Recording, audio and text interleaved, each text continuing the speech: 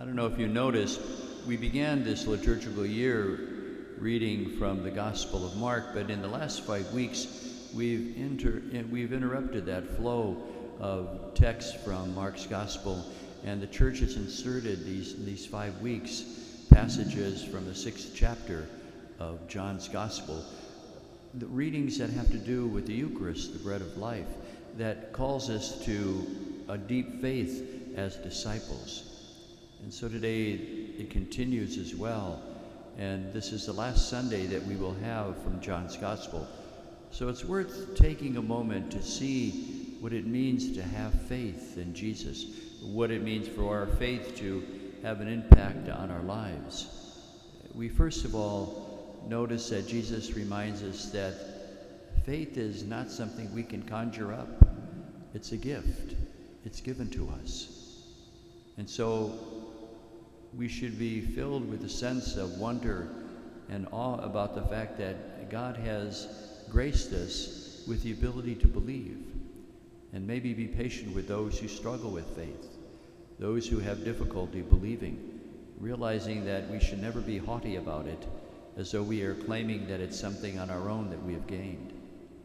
But it's also important to see, as we hear in this reading, that faith is something that has to be decided each and every day to respond to. We see this in the first reading as well as in the Gospel, as the disciples begin to doubt and they go back to their former way of life. And so Jesus asks the 12, where are you going? Are you going to stay? Is your faith going to be something that you will renew? And that's true for us. Faith is not just a one-off. It's on a daily basis that we commit ourselves to believing as disciples of Jesus. And finally, faith is about accompanying Jesus to the point where our lives gradually change, and we see that Jesus has an impact on our lives. It means that we are always open to conversion, to change. What's particularly interesting about this gospel today is that it's paired with that wonderful text from Paul's letter about marriage, about a husband and wife. And so maybe it's an opportunity for us to reflect as well on how there is a comparison, there is a link between our faith that we have as a gift that is given to us that we need to renew on a daily basis, but also in which we grow in the likeness of Jesus, that can transfer over to a reflection on what it means for married couples, because their vocation of being married to each other, of committing their life to each other, also should be seen not just as something that they conjure up themselves, but truly as a gift that God has given. For married couples to really imagine that God is the one who has brought them together, that their marriage is a gift from God, not something that they have just gone ahead and decided themselves. But there is a mystery involved in how their lives have come together, and to take seriously that gift as something that should be cherished. But it's also something that has to be renewed each day.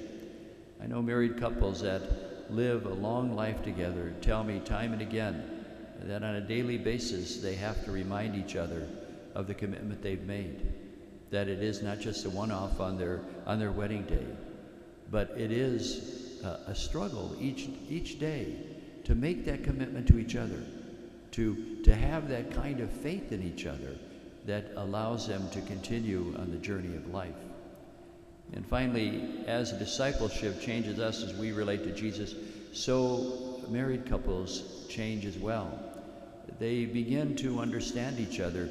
They let each other affect each other's life to the point where they begin to see changes that make them a better person, make them more human, more loving. So today, it's an opportunity for us to reflect on what it means to have faith, to thank God for the gift that's there, to renew it each day, but also to grow in the image of Christ. But it's also an opportunity for married couples to look upon their marriage in the same way, as a gift from God, something that has to be renewed each and every day, but also one in which they become more open and allowing each other to have an impact on their life, so that their lives begin to change just as our lives change when we give ourselves over to Jesus. So today, let us give thanks for the gift of faith. And for married couples, give thanks to God for bringing you together, for the vocation that's yours, that is repeated each and every day, and that brings about a change that gives you life.